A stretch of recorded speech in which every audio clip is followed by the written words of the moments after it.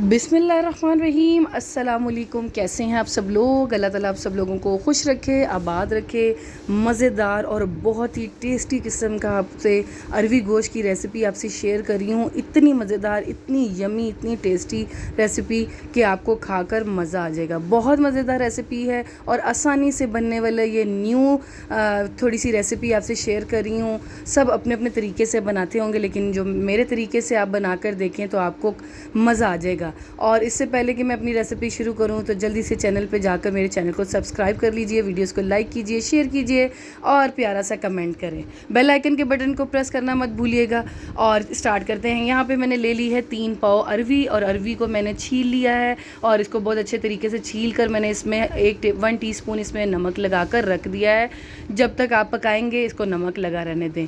और इसके बाद इसमें पतीली लेते हैं। पतीली में मैंने 1 कप भर कर ऑयल ले लिया है। आप घी ले लें, ऑयल ले लें, जो भी है आपके पास अवेलेबल है। मैं हर रेसिपी भी मैं आपको बताती हूँ कि आपके पास जो चीज़ अवेलेबल है आसानी से। ये नहीं है कि ये होगा तो खाना पकेगा, नहीं है तो ऑयल नहीं है तो घी से पका लें, घी नहीं है तो ऑयल से पका लें। तो फिर आपने इसके ऑयल गर्म हो जाए तो उसके अंदर आपने डालनी है, ये मैंने 3 पाव के करीब अरवी ली थी। मैंने इसको नमक लगा कर रख लिया था और फिर मैंने इसको अच्छे तरीके से वॉश किया है। जिन लोगों को अरवी छीलने से हाथ में ख़ारिश शुरू हो जाती है या जलन शुरू हो जाती है तो उससे पहले आप ऐसा कीजिए, जब आप अरवी छीला करें तो अपने हाथों पर इस पर अच्छी तरह सरसों का ऑयल लगा लिया करें ताकि आपके हाथों में ख़ारिश ना हो। ये एक आपको टिप भी मैंने इसमें दे दी है रेसिपी में।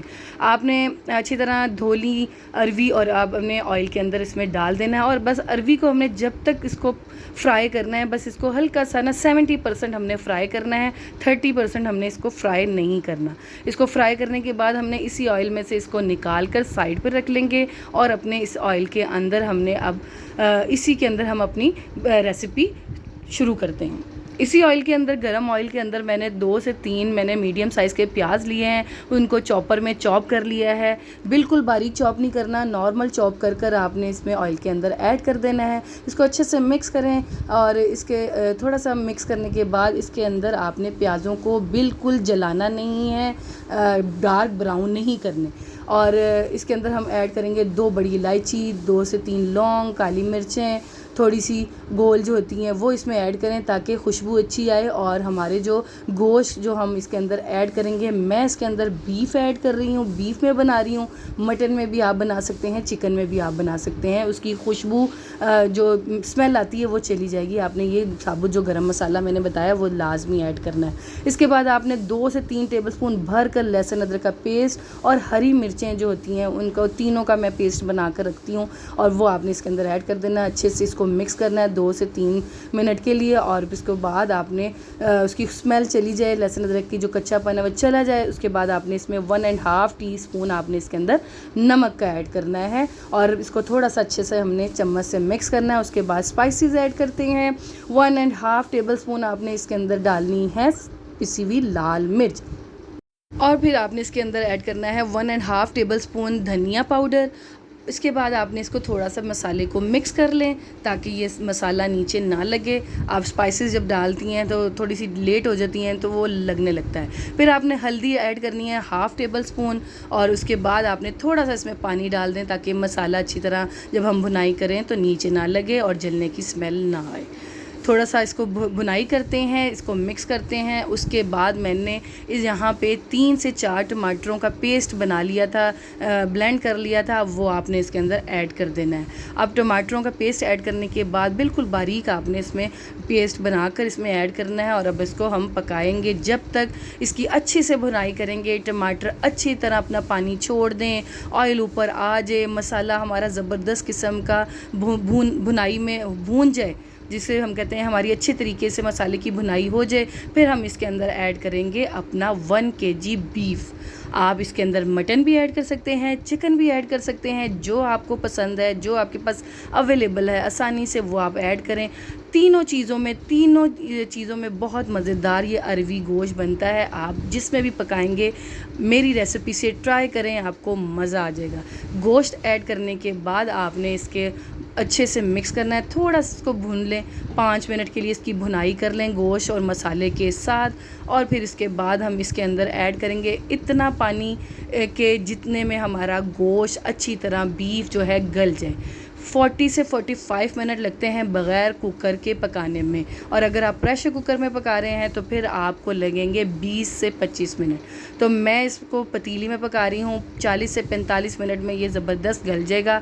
और जब ये भुनने पे आ जाएगा और इसको फिर हम चेक करेंगे, मैंने इसमें पानी इतना ऐड कर दिया है कि हमारा बीफ नीचे नीचे रहे और पानी ऊपर आ जाए। इसको ढक कर रखते हैं। 45 मिनट के बाद मैंने यहाँ पे ये देखें इसका ढक्कन उठाया है और इसकी लुक देखें, पानी खुश्क हो गया है, मसाला भुनने पे आ गया है और ऑयल भी नज़र आ रहा है। आप देखें कितना कलरफुल और कितनी ज़बरदस्त ग्रेवी बन रही है इसकी।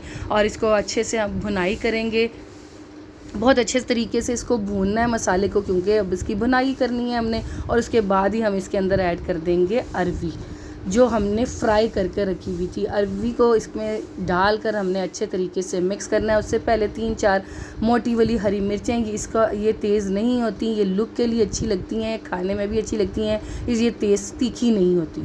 तो ये इसको इसके अंदर ऐड करें और अरवी के साथ इसकी थोड़ी सी भुनाई करें। इसका पानी खुश करने के बाद फिर आपने जितनी ग्रेवी रखनी होती है, जैसे शोरबा रखना होता है, सालन रोटी के साथ नान के साथ इसको खाना होता है, तो उतना ही आपने इसको ग्रेवी रख कर जो हमारी 30% जो हमारी जो अरवी है नहीं गली, वो अब इस पानी में, इस शोरबे में हमारी इसमें गलेगी। उससे पहले ये देखें मैं भुनाई कर रही हूँ, बहुत ज़बरदस्त लुक है, खाने में तो इतना मज़ा आया था सबको और सब ने तारीफ़ की थी। अब इसके अंदर ये देखें मैं थोड़ी सी भुनाई करके फिर इसके अंदर पानी ऐड करूँगी। जितनी अच्छी भुनाई करेंगे उतना ज़बरदस्त आपका सालन बनेगा, उतना ज़बरदस्त आपका टेस्ट आएगा इस खाने में।